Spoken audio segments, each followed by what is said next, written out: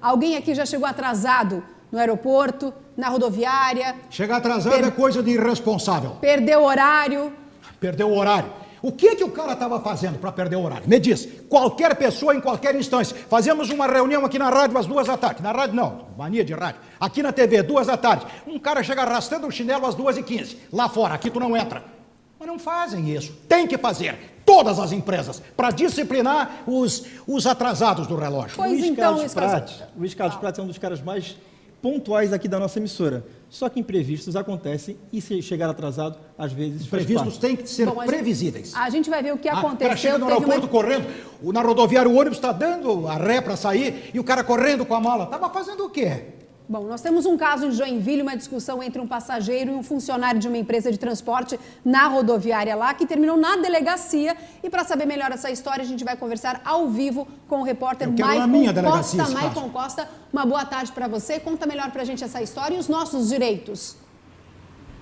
Olá, Eudiane, muito boa tarde para você, boa tarde a todos. O que aconteceu é que o passageiro de 38 anos perdeu o ônibus que ele iria pegar e procurou o guichê da empresa de transporte lá na rodoviária para tentar reverter a passagem dele, tentar pegar outro ônibus. Aí ele foi informado que teria que pagar uma multa de cerca de 20% do valor da passagem. Ele ficou revoltado com essa cobrança e aí a confusão começou. Ele discutiu com a atendente passou mal, desmaiou e ele utilizou um objeto lá que é colocado na fila para organizar a fila, um pedestal, para atirar contra o balcão de informações. O vidro ficou completamente quebrado, os computadores também foram danificados e, como eu falei, a atendente assustada acabou desmaiando. Apesar do susto, ninguém ficou ferido, mas esse passageiro foi detido pela polícia e vai responder por crime ao patrimônio. É um caso que chamou a atenção dos passageiros que estavam na rodoviária e abre espaço para uma discussão. Afinal, a cobrança dessa multa pode acontecer ou não? Quem vai esclarecer para a gente é o coordenador do PROCON aqui de Joinville, Kleber de Grácia. Muito obrigado pela participação. Eu começo perguntando, Kleber, essa cobrança que aconteceu, a empresa pode ou não fazer e por quê? Pode efetuar essa cobrança. A lei que regula isso é a Lei 11.975, uma lei federal, que determina que haverá a pronta restituição desses valores pagos.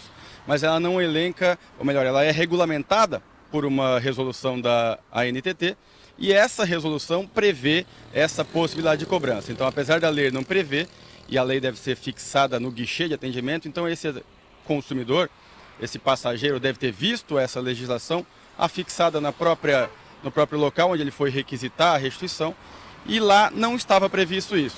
Mas na resolução há essa previsão de cobrança de até 20% para reagendamento de passagens. Se aconteceu um imprevisto e o passageiro precisar desmarcar ou transferir para uma outra data ou vai precisar faltar, ele pode ter o dinheiro de volta?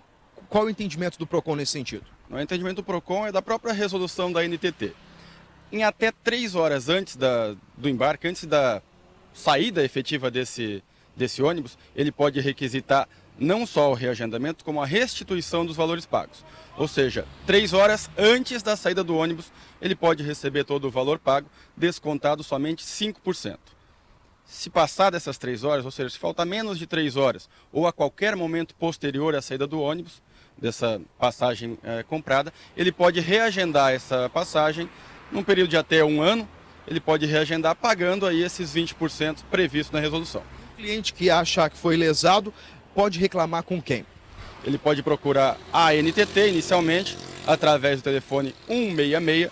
Se não houver solução, ou se ele preferir não procurar a ANTT, ele deve procurar o PROCON do seu município para requisitar essa restituição. Muito obrigado pela participação. Eudiane, é com você no estúdio. Obrigada, Maicon, por esses esclarecimentos, né? Porque todo mundo aqui viaja, Léo usa bastante o avião, Prates, Prisco viaja bastante também para palestras, encontros, eventos. Como vocês lidam? Qual é o comportamento de vocês? Priscão lá. A palavra. Eu sou contra, visceralmente, o atraso.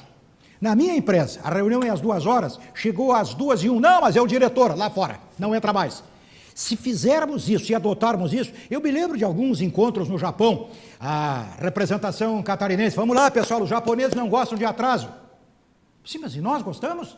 Quando nós estamos atrasados, sim. Quando nos deixam esperando, não. É a hipocrisia do brasileiro. É importante qualquer compra ter regra, né? O maior desafio na minha vida é a pontualidade. Já reconheço aqui preliminarmente.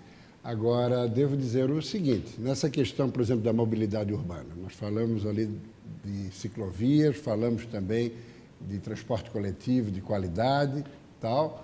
Se não fizermos nada em Florianópolis ou em outras cidades, grandes metrópoles catarinenses, o rodízio, que hoje já vigora e há muitos anos em São Paulo, vai começar a vigorar aqui. Porque nessa última semana aqui em Florianópolis está impossível. Em qualquer local, tu leva 10, 15 minutos para fazer um percurso de 100 metros. Principalmente pela falta de sincronismo dos voltar, semáforos. hein? Hein? Se o Vai Lula piorar? Se o Lula voltar, vai piorar. Bom, porque então- aí todo mundo vai ter automóvel. A falta de sincronismo dos sinais da capital.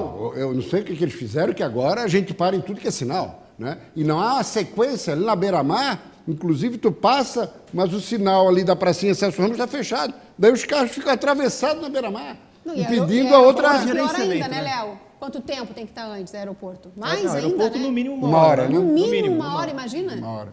Bom, E só aí pra- as pessoas- E ainda as tem a pessoas, ressacada, que provoca também aquelas nos situações dias de excepcionais. jogos, Né? falando de transporte coletivo. Não, só rapidinho, nós estamos também transmitido pelo SBT do Santa Catarina no Facebook, muita gente está participando. Eu gostaria de convidar você para compartilhar no Facebook e temos alguns comentários interessantes hoje, Eude. Por exemplo, a Sabrina, ela faz o seguinte comentário: o Prisco tem os comentários mais sensatos. E tem gente aqui perguntando por que o Prats está tão atacado hoje. Porque eu sou atacado com os irresponsáveis do horário, dos cumprimentos ao dever. O cara chega na rodoviária com o ônibus saindo, ele quer ter direito, faz isso no aeroporto. Se não colocarmos esta gentalha na linha da disciplina, o Brasil vai continuar pior do que está. Essa é a grande questão. Então tá, é isso aí.